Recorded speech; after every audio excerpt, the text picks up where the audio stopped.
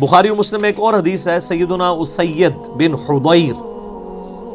رضی اللہ تعالیٰ عنہ کہتے ہیں کہ ایک رات میں سورہ بقرہ کی تلاوت کر رہا تھا تو میرے پاس ایک گھوڑا میرا بندھا ہوا تھا، تو اس نے بدکنا شروع کر دیا، تو میں نے تلاوت روک دی تو وہ بالکل سٹیبل ہو گیا، پھر میں نے تلاوت شروع کی، وہ بدکنا شروع ہو گیا،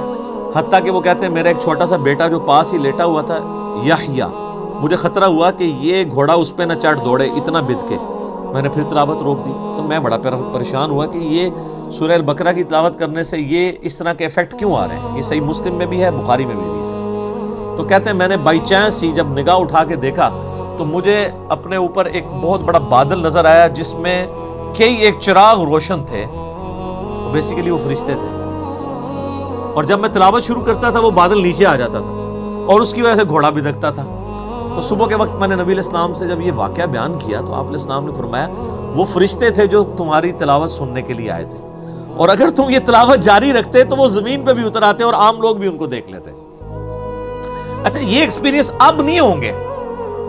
اس طرح کے ایکسپیرینسز نبی علیہ السلام کے مبارک دور میں اس لیے ہوتے تھے کہ اللہ تعالیٰ ایک نئی امت کھڑی کر رہا تھا۔ صحیح بخاری میں حدیث ہے، عبداللہ ابن مسعود کہتے ہیں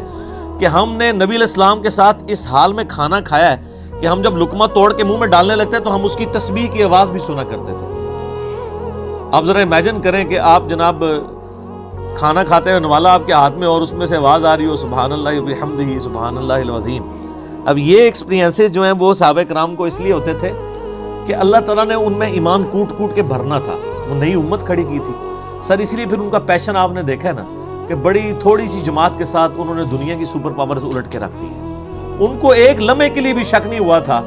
کہ ہم جو ہے وہ کسی غلط دعوت کو لے کے چل رہے ہیں، اسی لیے تو ان کا کانفیڈنس لیول عروج کے اوپر تھا۔ تو جب وہ اتنے دلیر لوگ جب ٹکراتے تھے تو سامنے لوگ تو ان کا مقابلہ نہیں کر سکتے تھے۔ سیدنا خالد بن ولید یعنی ان کی مبارک عادت تھی جب بھی میدان جنگ میں جاتے تھے تو اپنے مخالف کمانڈر کو یہ خط لکھا کرتے تھے کہ میں ایسی فوج تم سے لڑانے کے لیے لے کے آیا ہوں کہ جتنا تمہیں عورتوں سے اور شراب سے شغف ہے نا، اس سے زیادہ وہ اپنی موت کو عزیز رکھتے ہیں، کیونکہ ان کے لیے ایک جنت استقبال کر رہی ہے۔ قرآن میں جب آیا کہ بڑھو اس جنت کی طرف جس کی چوڑائی زمین و آسمان کے فاصلے کے برابر ہے، سورۃ الحدید میں، تو سر پھر یہی کچھ ہی ہوگا۔ تو ایسی قوم کا مقابلہ کون کر سکتا تھا؟ تو لیکن اس قوم کو ایمان بالغیب سے ایمان بالشہادہ تک پہنچانے کے لیے نبی علیہ السلام کے مبارک ہاتھوں سے ایسے معجزات کروائے گئے، یا آپ کی مبارک زندگی میں ایسے معجزے ظاہر ہوئے جس سے لوگوں کو یقین آ گیا کہ نبی علیہ السلام اللہ کے سچے پیغمبر ہیں۔ بخاری مسلم میں کتنی حدیثیں ہیں آپ کی مبارک انگلیوں سے پانی کے چشمے جاری ہوتے ہوئے صحابہ کرام نے دیکھے۔ اب اگر کوئی شخص پانی کے چشمے انگلیوں سے جاری ہوتے ہوئے دیکھ لے اور ایک پیالے میں مبارک ہاتھ رکھنے سے، بخاری مسلم کے الفاظ ہیں، جابر بن عبداللہ کہتے ہیں کہ 1500 صحابہ نے وضو کیا، جانوروں کو پانی پلایا اور سٹور کر لیا، اور اللہ کی قسم وہ پانی اتنا تھا کہ ہم 1,00,000 بھی ہوتے نا تو پانی زیادہ تھا، اس وقت بہرحال ہم 1500 تھے۔